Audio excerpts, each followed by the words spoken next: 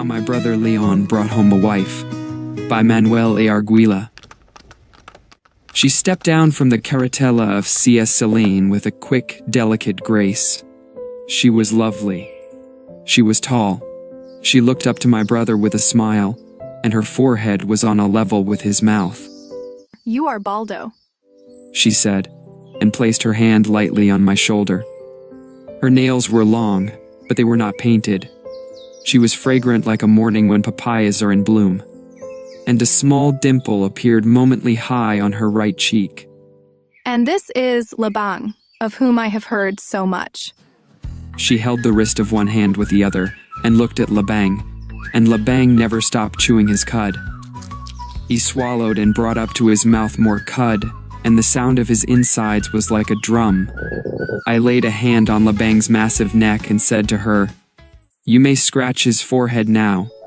She hesitated, and I saw that her eyes were on the long, curving horns. But she came and touched Labang's forehead with her long fingers, and Labang never stopped chewing his cud, except that his big eyes half closed, and by she was scratching his forehead very daintily. My brother Leon put down the two trunks on the grassy side of the road. He paid Celine twice the usual fare from the station to the edge of Nagrebkin. Then he was standing beside us, and she turned to him eagerly. I watched Celine, where he stood in front of his horse, and he ran his fingers through its forelock and could not keep his eyes away from her. "Maria," my brother Leon said. He did not say Maring, he did not say Mayang. I knew then that he had always called her Maria and that to us all she would be Maria, and in my mind I said Maria, and it was a beautiful name. "Yes, Noel." Now where did she get that name? I pondered the matter quietly to myself, thinking father might not like it. But it was only the name of my brother Leon said backward, and it sounded much better that way. "There is Nagrebkin, Maria," my brother Leon said, gesturing widely toward the west. She moved close to him and slipped her arm through his.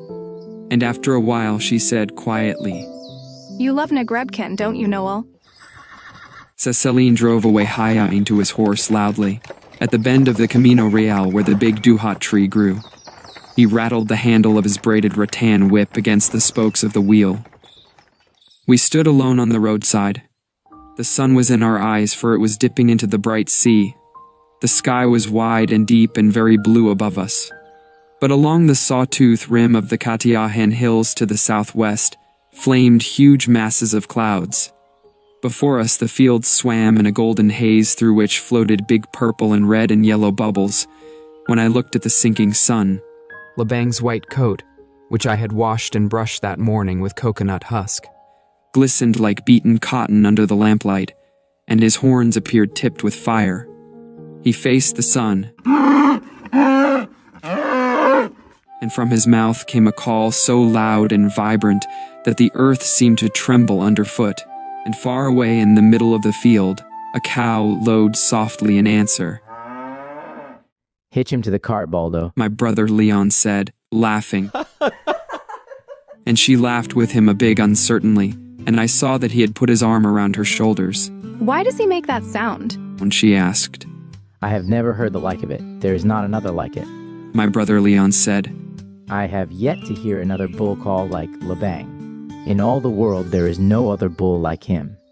She was smiling at him, and I stopped in the act of tying the cinta across Labang's neck to the opposite end of the yoke, because her teeth were very white, her eyes were so full of laughter, and there was the small dimple high up on her right cheek. "If you continue to talk about him like that, either I shall fall in love with him or become greatly jealous."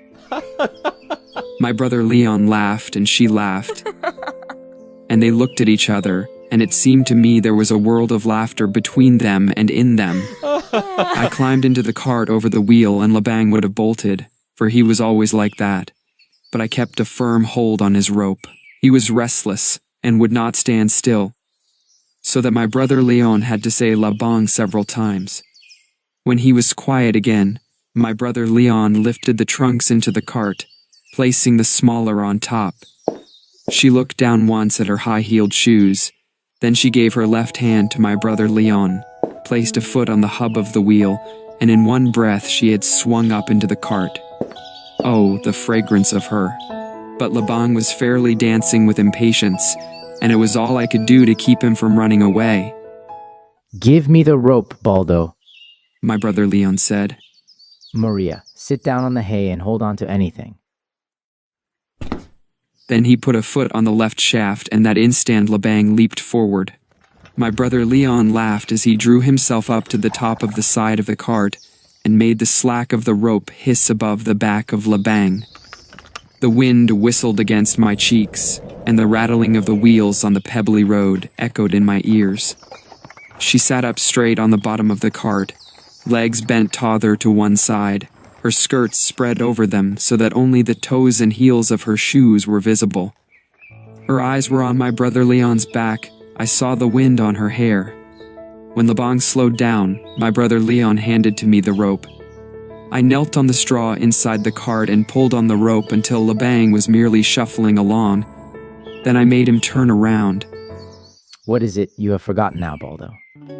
My brother Leon said. I did not say anything but tickled with my fingers the rump of Laban, and away we went back to where I had unhitched and waited for them. The sun had sunk, and down from the wooded sides of the Katayahan Hills shadows were stealing into the fields. High up overhead the sky burned with many slow fires. When I sent Laban down the deep cut that would take us to the dry bed of the Waig, which could be used as a path to our place during the dry season, my brother Leon laid a hand on my shoulder and said sternly, Who told you to drive through the fields tonight? His hand was heavy on my shoulder, but I did not look at him or utter a word until we were on the rocky bottom of the Waig. Baldo, you fool. Answer me before I lay the rope of Laban on you. Why do you follow the Waig instead of the Camino Real? His fingers bit into my shoulder. Father, he told me to follow the Waig tonight, Manon. Swiftly his hand fell away from my shoulder and he reached for the rope of Laban. Then my brother Leon laughed. And he sat back, and laughing still, he said, And I suppose Father also told you to hitch Laban to the cart and meet us with him instead of with Castano and the Calesa. Without waiting for me to answer, he turned to her and said, Maria, why do you think Father should do that now? He laughed and added, Have you ever seen so many stars before? I looked back and they were sitting side by side, leaning against the trunks, hands clasped across knees. Seemingly, but a man's height above the tops of the steep banks of the Waite, hung the stars. But in the deep gorge the shadows had fallen heavily, and even the white of Laban's coat was merely a dim grayish blur. Crickets chirped from their homes in the cracks in the banks. The thick, unpleasant smell of dangla bushes and cooling, sun-heated earth mingled with the clean, sharp scent of arrays roots exposed to the night air and of the hay inside the cart. Look, Noel. Yonder is our star. Deep surprise and gladness were in her voice. Very low in the west, almost touching the ragged edge of the bank, was the star, the biggest and brightest in the sky. I've been looking at it. My brother Leon said. Do you remember how I would tell you that when you want to see stars, you must come to Nagraken? Yes, Noel. She said. Look at it. She murmured, half to herself. It is so many times bigger and brighter than it was at Ermita Beach. The air here is clean, free of dust and smoke. So it is, Noel. She said, drawing a long breath. Making fun of me, Maria? She laughed then, and they laughed together. She took my brother Leon's hand and put it against her face. I stopped Laban, climbed down, and lighted the lantern that hung from the cart between the wheels. Good boy, Baldo. My brother Leon said as I climbed back into the cart, and my heart sank. Now the shadows took fright and did not crowd so near. Clumps of Andadasi and arrays flashed into view and quickly disappeared as we passed by. Ahead, the elongated shadow of Laban bobbled up and down and swayed drunkenly from side to side, for the lantern rocked jerkily with the cart. Have we far to go yet, Noel? She asked. Ask Baldo. My brother Leon said. We have been neglecting him. I am asking you, Baldo. she said. Without looking back, I answered, picking my words slowly. Soon, we will get out of the wait and pass into the fields. After the fields is Holmanong. So near already. I did not say anything more because I did not know what to make of the tone of her voice as she said her last words.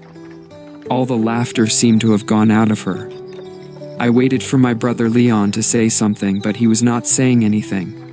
Suddenly he broke out into song, and the song was Sky Sown with Stars. Now I'm here, suddenly I see. Standing here, it's so clear. I'm where I'm meant to be. And at last I see the light. And it's like the fog is lifted. And at last I see the light.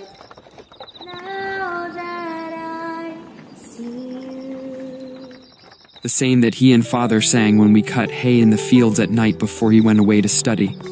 He must have taught her the song because she joined him, and her voice flowed into his like a gentle stream meeting a stronger one. And each time the wheels encountered a big rock, her voice would catch in her throat, but my brother Leon would sing on, until, laughing softly, she would join him again. Then we were climbing out into the fields, and through the spokes of the wheels the light of the lantern mocked the shadows. Labang quickened his steps. The jolting became more frequent and painful as we crossed the low dikes. But it is so very wide here, she said. The light of the stars broke and scattered the darkness so that one could see far on every side, though indistinctly.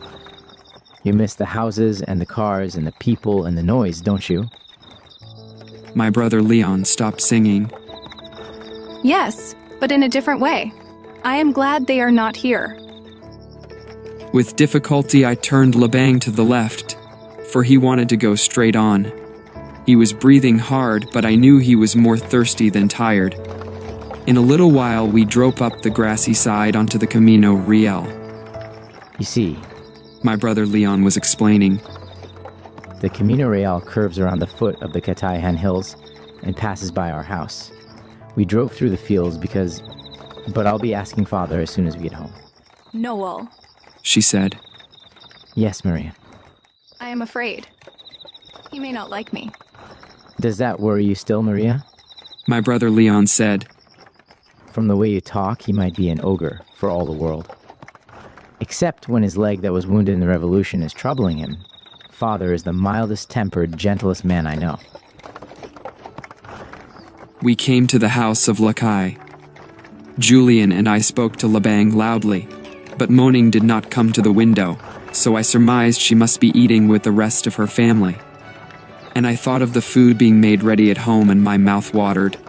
We met the twins, Irong and Selin, and I said "Hoy," calling them by name. And they shouted back. Labang on the road before our house and would have gotten down, but my brother Leon took the rope and told me to stay in the cart. He turned Labang into the open gate, and we dashed into our yard. I thought we would crash into the kamachali tree, but my brother Leon reined in Labang in time. There was light downstairs in the kitchen, and Mother stood in the doorway, and I could see her smiling shyly.